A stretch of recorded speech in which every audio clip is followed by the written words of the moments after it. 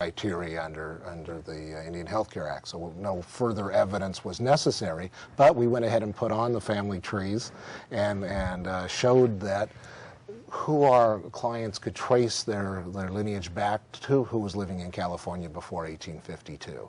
And I know that Michael and Martha, both Martha Hymas, went back to the same descendant. And but it was quite a fascinating process. And I forget the woman's name, but she actually was lived on one of the Channel Islands and was brought over here, was related to one of our clients, traced their lineage back to an Indian that was over there originally on the Channel Islands, and I can't remember the name right now, but it was a fascinating process and certainly one I enjoyed. Yes. It's just really interesting that, that here we are still having to prove our lineage. That's just, and the process and how they do that. It was. I mean, the argument was being made that the coastal band were not Indian enough, and we've put that to rest once and for all. The coastal band are a recognized tribe and entitled to health care services, and we also stood up for their right to elect the board members that they want to serve at their local agency. Right. It's just the fact that, coastal band members versus a federally recognized tribe like San Ynez. It doesn't make, we have relatives that are within registered members of the San Ynez tribe. It's just that the coastal band hasn't gone through the all of the due process regarding the federal recognition process. Right. But it doesn't make the amount of blood quantum or anything like that any different.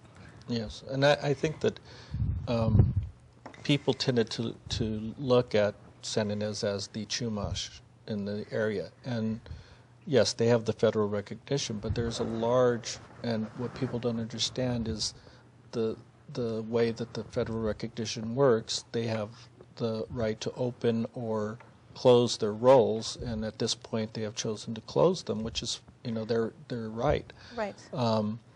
But that there are a large number of Chumash that moved away from any kind of a reservation or I think I'm trying to remember what they called them, rancheria or whatever Yes. it was at the time, because they wanted to not be involved with the kinds of things. They wanted to try to improve their life away from there, and so they moved into different areas, and it just it was just where we lived, and Right. I'm really, glad that the San Ynez band has been able to do what they've been able to do, but there are a lot of other Chumash that have not had that opportunity or have not been involved in that, and so to see that the coastal band, and I would say, well, let's say the coastal band has received this recognition, is very satisfying. Yeah, that's wonderful. And, with San Ynez, I mean, they've come a long way. There was a time when they didn't have some Right. of these services as well. And Yeah.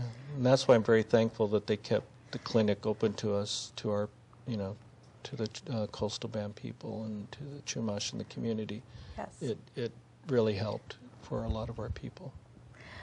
So at this point, the defendants have filed for appeal.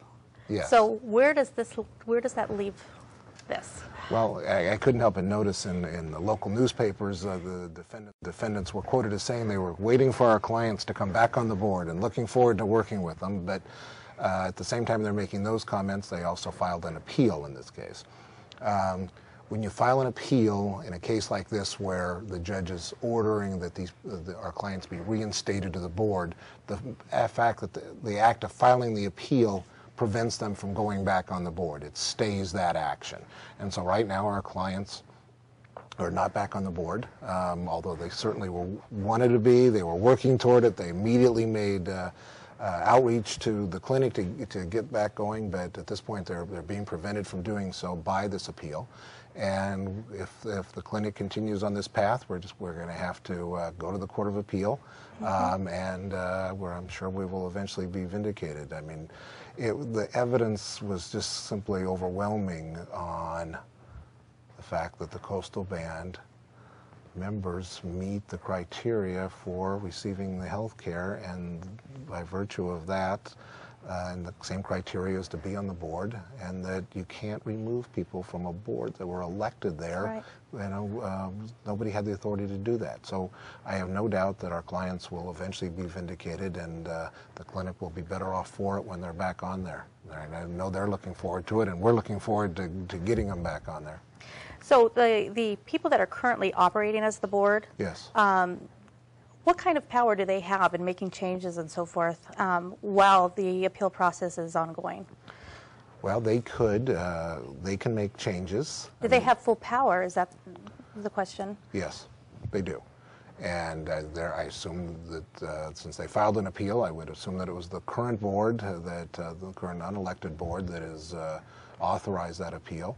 And they can, they have full authority, they are running it. Our clients cannot get back on there until either this appeal is dropped or we're successful on the appeal. And so until that time, the current board, and I don't even have access to know who all the current board members are. They don't tell us. But until that happens, they do have control of the agency. Although on the bright side, and for the local community, is that at least, as the judge found, after we filed the lawsuit, they started serving the Coastal Band community, providing health care services to them. So at least, if nothing else, while my clients are not back on the board, the community is receiving the health care that they're entitled to. That's wonderful.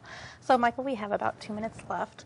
Can you, in closing, maybe even address the community as to what your hopes are and stuff in your reinstatement? And, you know, as a board in whole with your 3 other